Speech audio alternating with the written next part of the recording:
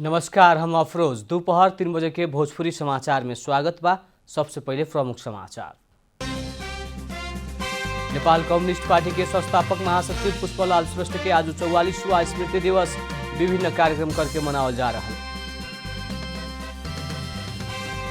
राष्ट्रीय सभा के निर्वाचन में मतदान के अधिकार देवला जिला समन्वय समिति सदस्य सबके मांग। उक्त प्रावधान से संहिता के थप समृद्ध बनाव के विश्वास।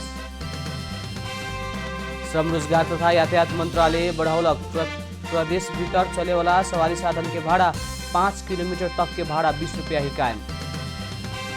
यूक्रेनी बंदरगाह से खाद्यान्न निर्यात फिर शुरू करे के विषय में रूस आ यूक्रेन बीच समझौता। विश्वव्यापी बढ़ रहा खाद्यान्न के दाम कम होने के विश्वास। आ पहले का एक दिवसीय क्रिकेट के रोमांचक खेल में वेस्ट इंडीज विरुद्ध भारत 3 रन से विजयी।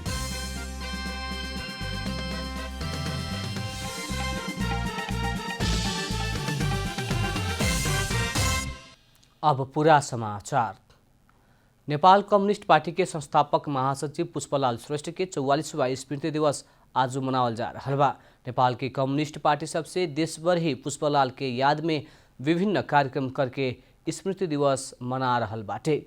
समानतावाद के अंत्य और जनता के अधिकार स्थापना करे के लक्ष्य के साथ पुष्पलाल के नेतृत्व में 2006 साल में नेपाल कम्युनिस्ट पार्टी की स्थापना भइल रहे।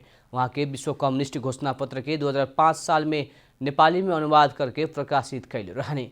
विक्रम संवत 1981 आषाढ़ 15 में रामेछाप जिला के भंगेरी गांव में जन्म लेहल पुष्पलाल के 2035 साल सावन 7 गते भारत के गोविंद बल्लभ पंत अस्पताल में इलाज के क्रम में निधन भइल रहे।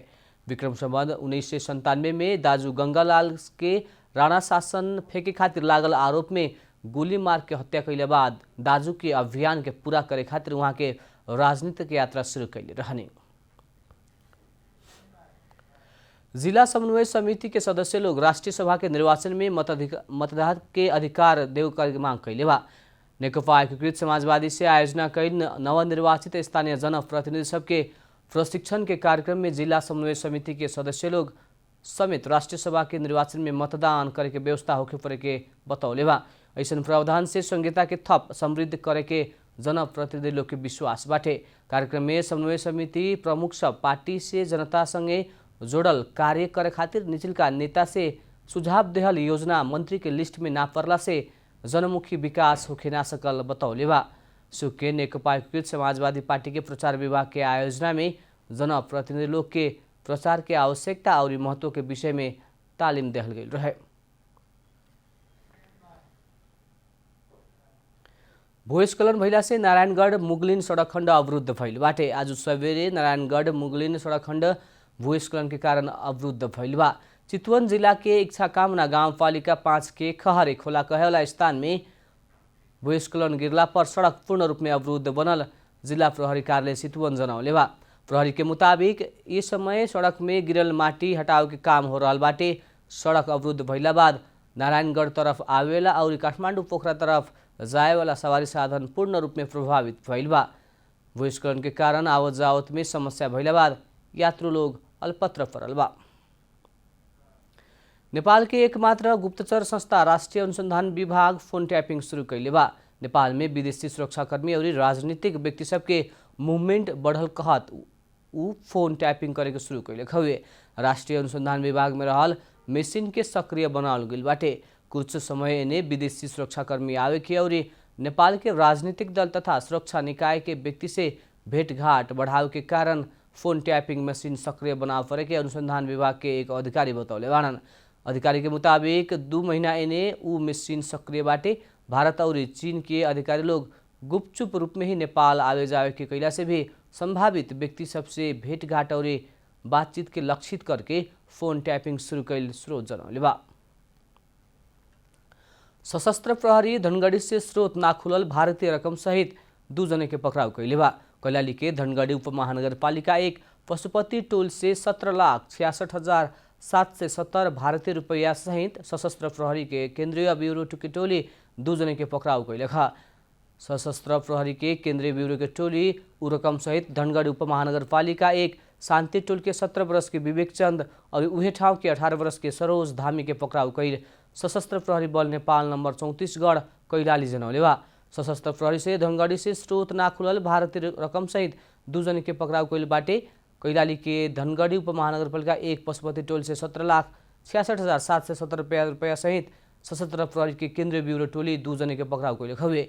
ई बारे में थप अनुसंधान हो रहा सशस्त्र प्रहरी नायब उपरीक्षक देवराज जोशी जानकारी देने।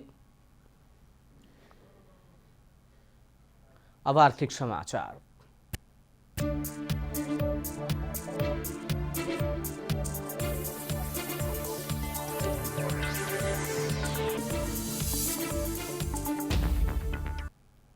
सरकार छोट दूरी के सार्वजनिक सवारी साधन के भाड़ा वृद्धि कैले बा।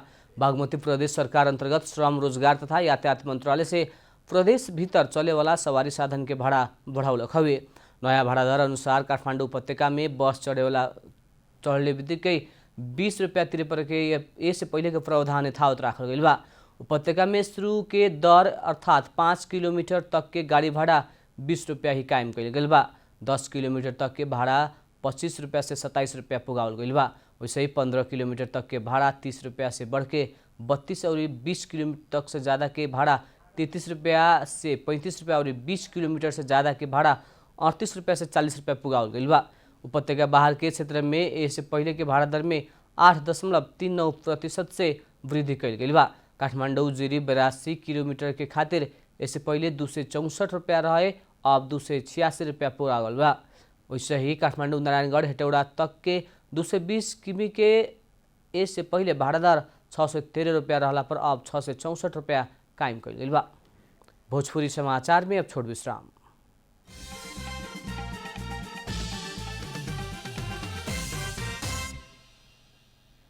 भोजपुरी समाचार में अब अंतर्राष्ट्रीय समाचार।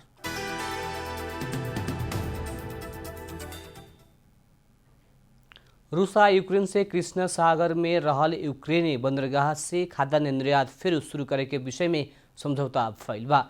दुगो युद्धरत पक्ष के प्रतिनिधि बीच ये विषय में छलफल के खातिर टर्की के इस्तांबुल पुगल रहे लोग। वहाँ उ लोग सहमति में अलग अलग रूप में हस्ताक्षर कैले बाटे। युद्ध मोर्चा में लड़ रहल देश के प्रतिनिधि भइला से ऐसन कदम उठावल गइल बुझल गइल बा। दू पक्ष बीच कायम शत्रुता और अविश्वास के देखावे वाला हिसाब से संकेत भी कैल गइल रहे। समझौता कैला पर दू पक्ष बीच में संयुक्त राष्ट्र के बयान राखल गइल रहे।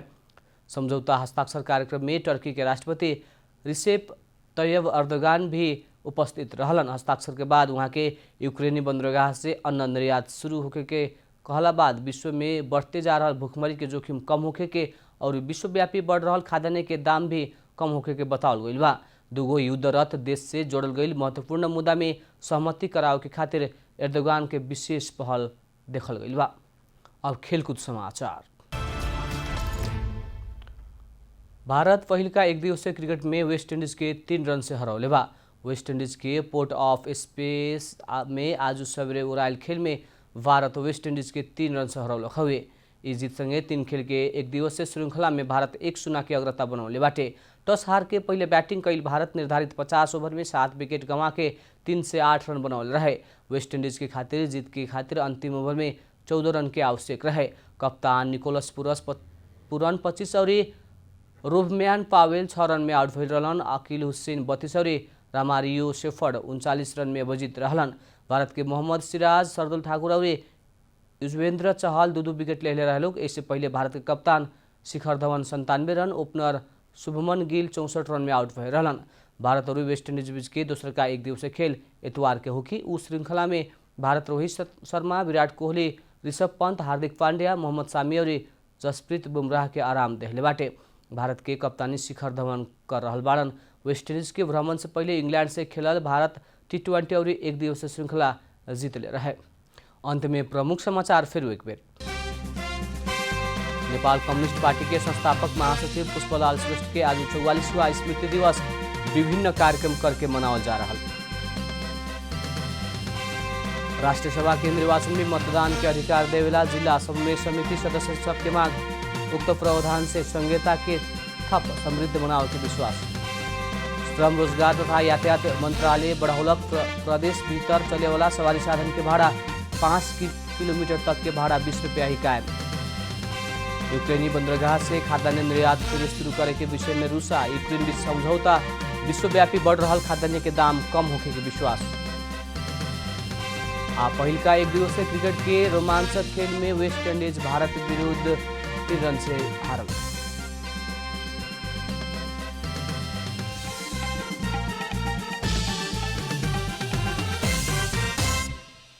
भोजपुरी समाचार अभी खातिर इतना ही। जनता द्वारा जनता खातिर प्रसारित जनता टेलीविजन देखत रही। प्रणाम।